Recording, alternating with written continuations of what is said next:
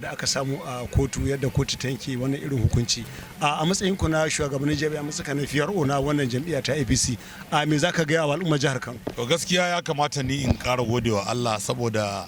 wannan nasara kaman ina ji a zuciyata kaman ni kaɗai ma na same ta, saboda ni ne kakakin wannan jam'iyya kuma duk wani challenge da abubuwa da suka dinga tasowa musamman na abin da ya shafi kare tsarin jam'iyya din da abubuwanta ni ne na ci gaba da yi, kuma sai aka zo aka samu ila dukkanin kalmomi da muke ta faɗa wa al'umma na ƙara musu ƙarfin gwiwa da maganganun da muke faɗa ta kafafen yada labarai, sai gashi ita kotu ta tabbatar da abin da nake faɗa. Dama na sha faɗa cewa wannan kotu da ta yanke hukunci, kotun ƙasa ba ta da abin da ake wa jurisdiction, kenan ba ta da iko mata saurari wannan ƙara, domin ƙaran mu a nan jihar Kano muna da irin wannan kotu ba sai a garin Abuja ba. Ila zaben nan a Kano aka yi, to da sun kawo ƙarar Kano da yanzu kila kotu za ta iya cewa suna da hurumi kuma tana jurisdiction na ta saurara, to amma suka ɗauki ƙara suka kai Abuja, kuma ƙaran nan da suka kai ta Abuja ma sai suka kai ƙaran shugabannin jam'iyya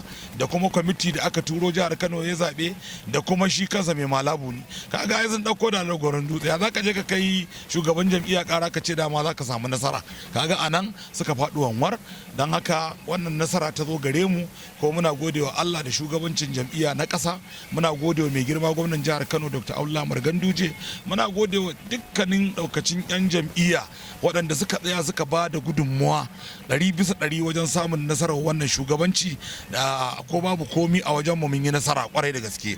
Suna cewa za su ɗaukaka ƙara,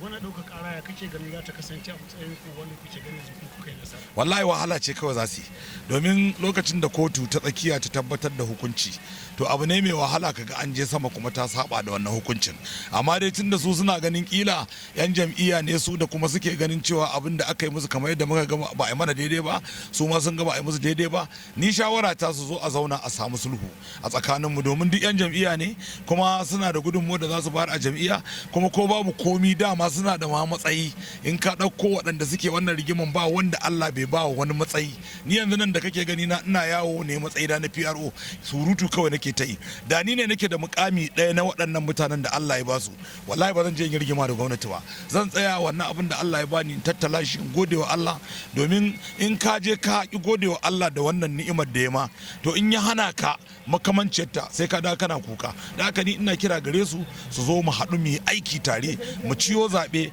domin mu samu nasara insha Allah. Na gode.